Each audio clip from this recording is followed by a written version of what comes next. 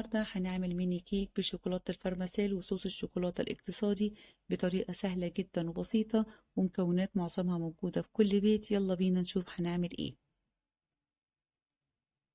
عندي بيضتين بدرجة حرارة الغرفة، هضيف عليهم معلقة صغيرة من الفانيليا، وعندي كوباية إلا ربع من السكر حوالي 125 جرام. هستخدم النهاردة المضرب اليدوي، هخفقهم كويس لغاية اللون ما يصبح معايا فاتح بالشكل ده.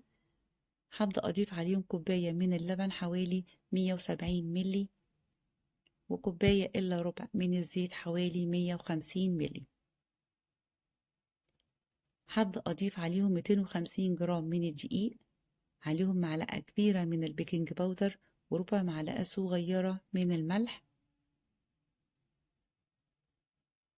هنخلهم كويس جدا وهقلبهم في اتجاه واحد بالشكل دوت. هبدأ أضيف عليهم معلقة كبيرة من الخل، وهضيف عليهم نص كوباية من الشوكولاتة الفرماسيل، وهقلبهم كلهم مع بعض لغاية ما يصبح معايا القوام بالشكل دوت، ولا هو خفيف ولا هو سميك، يعني قوام مظبوط. هبدأ أجهز القوالب، بكون دهناها شوية من الزيت ومبطناها بالدقيق، وهنزل بالخليط وملوش للآخر عشان عارفين لسه ان هو هيرتفع في الفرن. الكمية دي عملت لي حوالي 12 قطعة من الميني كيك. هبدأ أجهز الفرن على درجة حرارة 180 حوالي 25 دقيقة، وأبدأ أجهز صوص الشوكولاتة.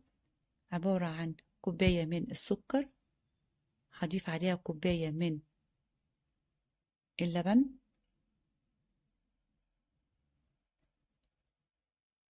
وهخفقهم كويس جدا واتأكد ان السكر عندي داب.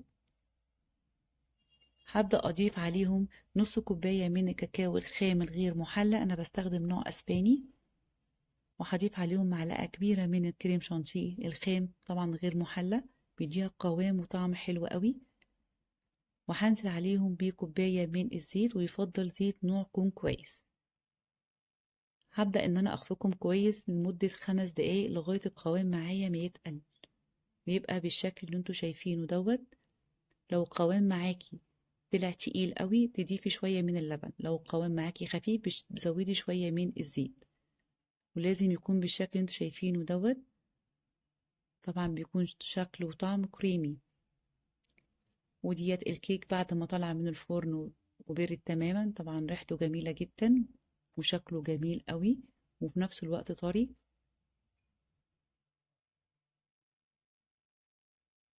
هبدأ ان انا ازينه بالصوص بعد ما دخلته التلاجة. شايفين بقى القوام الصوص.